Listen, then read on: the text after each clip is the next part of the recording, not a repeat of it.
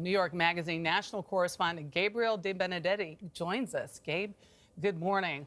So a lot happened this week. Yes. Okay, but the Republicans insist there was no bombshell, irrelevant testimony, just a big sham. What impact, especially with David Holmes coming out, did this testimony in these hearings give? Yeah, well, I think that's obviously been the Republican line from the start, that this is going to be a sham, that this was all hearsay. But what we saw this week was a number of credible witnesses who have some personal knowledge of the various policy changes that were happening in Ukraine, and in some cases were the subject of intimidation from the president. I think one of the things that we're going to see in the next few days, of course, is people who did have firsthand knowledge of the various calls that we're discussing speaking out in public, and that is going to have to change a little bit the Republican line on this. And that's David Holmes in particular. Talk about him, right. What we're going to see in his testimony, and what we found out from this letter. That's right. Well, David Holmes was one of the people who was directly privy to the call that we learned about this week from Ambassador Bill Taylor between the president and Gordon Sondland, the ambassador to the European Union, about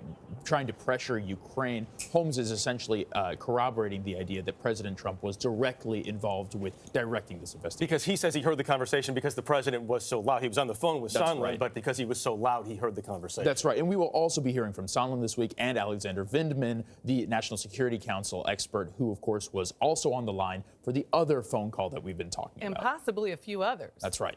What about this remarkable moment where the president tweeted and then Adam Schiff was reading and asking for a response from Ambassador Yovanovitch? Yeah.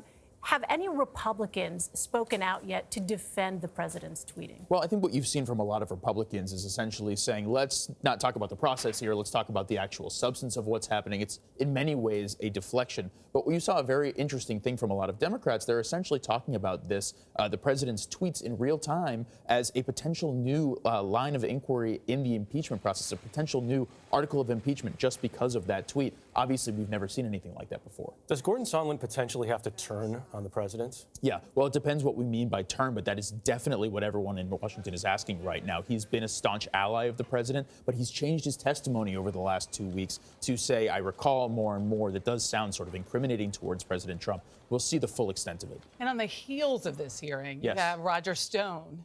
That's right. Being convicted. That's right. Yet another one of the president's close associates now likely going to prison for a long time. Obviously not something that the White House is looking forward to talking about. But potentially banking on a pardon. Yeah. That's right. All right, Gabe, thanks very much. Thank you.